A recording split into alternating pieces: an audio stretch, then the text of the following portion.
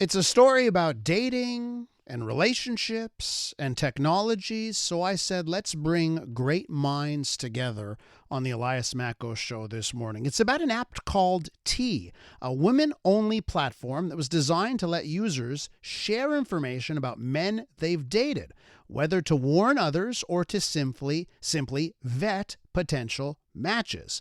Now, this app was hacked, and the data breach leaked around 13,000 photos and IDs of users, along with personal data and even messages sent in the app. To help me discuss this, I've gone to two great voices on CJAD. Dr. Laurie Betito is with us, a clinical psychologist and author of The Sex Bible for People Over 50. Hi, Dr. Laurie. Welcome back to the program. Hey, Elias. Thanks for having me. And over on the technology side of things, we've got Mitch Joel, tech advisor, investor, author, and more. Hi, Mitch.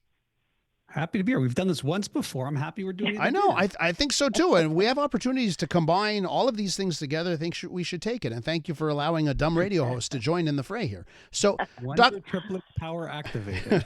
So, Dr. Laurie, I want to start off with you because I want to know what you think about this app existing. An app for women to talk about men. Some would say it's trading in rumors. Some would say it's a really important thing for women to be able to talk about men they may date. How do you view it? I have really mixed feelings about this because I'm not big on revenge either and trashing people and publicly shaming people. Look, one woman's trash may be another woman's treasure, so it's the opinion. I'm all for exposing scammers. Like, a lot of women do get romance scammed, and that usually is so it does happen to men as well. So I would be okay for exposing that kind of thing. But to put in an opinion about how you felt on a date or what you thought, I don't know. I have a hard time with that. Is the dating scene that bad that you could see that this kind of stuff is needed? It seems to be a scary scene right now. A lot of people are very hesitant to online date because this is the way people are actually doing it. So they're trying to put in safeguards. Like, if I meet somebody, I want to be able to research them, right? So if I Google their name and nothing shows up on social media, red flag. It's like, why doesn't this person exist, right? Or if that person does exist, is it a real profile? Is it not a real profile? So these are the questions that people have because there have been so many stories of romance scams. Mitch, I want to ask you to start off here. People have said, and I think I'd agree with them, that this type of app would never have been allowed by Apple or Google. Those are the two big app stores. They'd never allow it if it was the reverse. If it was an app for men to throw shade at women. And I wonder what your thoughts are that and how like app stores and policing policies. And then we can get into the hack and how this all happened. Your thoughts here. Yeah. I mean, the gender issue is the issue, I would say, of the day. It's the issue of many things. But I would actually take a step back and ask a greater question, which is, are we suddenly equating dating to that of some type of business transaction? So in this instance, are men Uber drivers? Like, is that what we're saying? Like, we're going to rate them and have it, and there's a platform overseeing it and employing them. The app featured this Tea Party group chat, which allowed users to directly share information about men, had a rating function. It allowed them to give them either, I think it was a red or a green flag. It had Yelp-style reviews.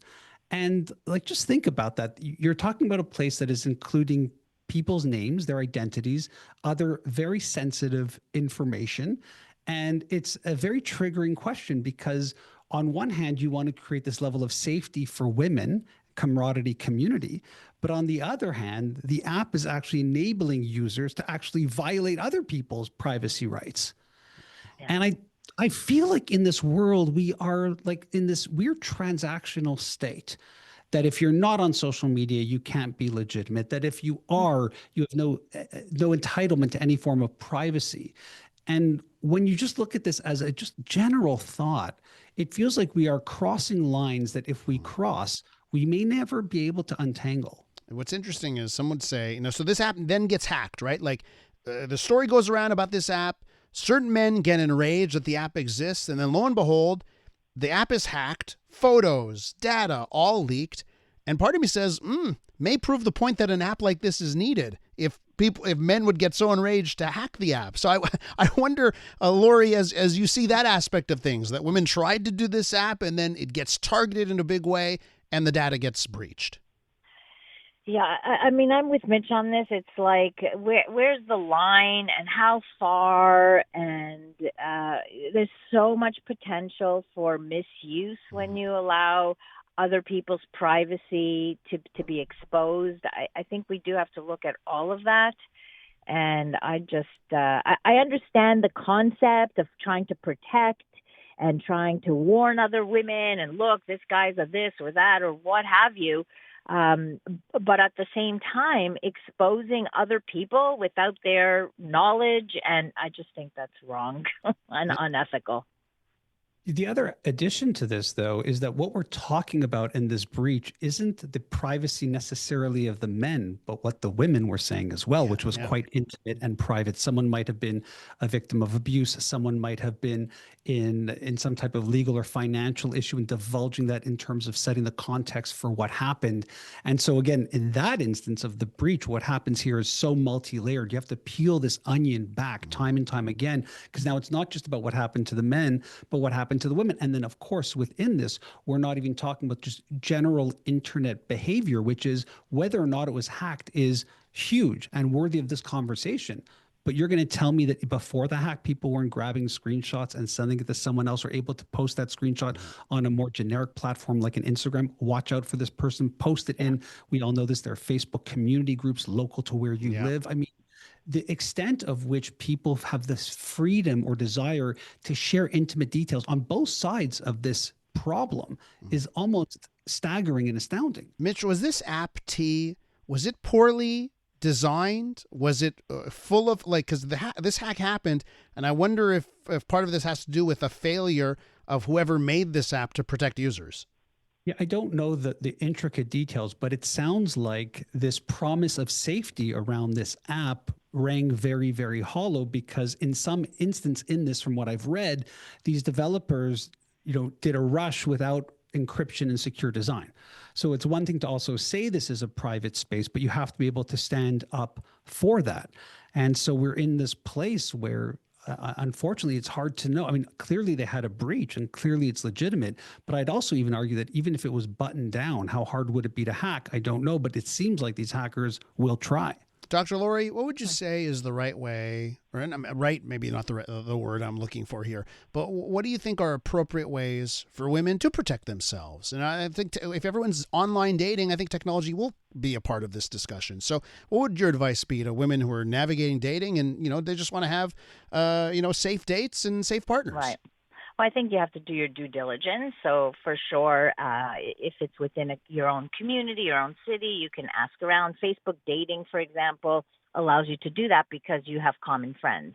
So you're able to kind of get people to vouch for or what have you. Also, be safe about it. Don't, beware of the love bomber, the person who, tells you are the best thing he's ever seen and falls in love immediately. Like you just have to be aware of some of the signs of getting duped. And this does happen. It's not going to happen every time, but it does happen.